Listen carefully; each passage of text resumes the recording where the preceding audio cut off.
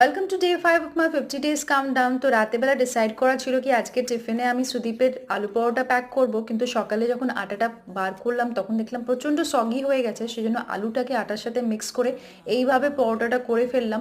টেস্টে খুব একটা বেশি ডিফারেন্স হয় না, একটু দেখতেই ডিফারেন্ট লাগে। আর সাথে করেছি চিকেন আর মাশরুম। এটা সুদীপের টিফিনের জন্য প্যাক করব আমি। তো এখানে টিফিন প্যাক করে ফেলেছি, রায়তা, চিকেন, মাশরুম আর পরোটা।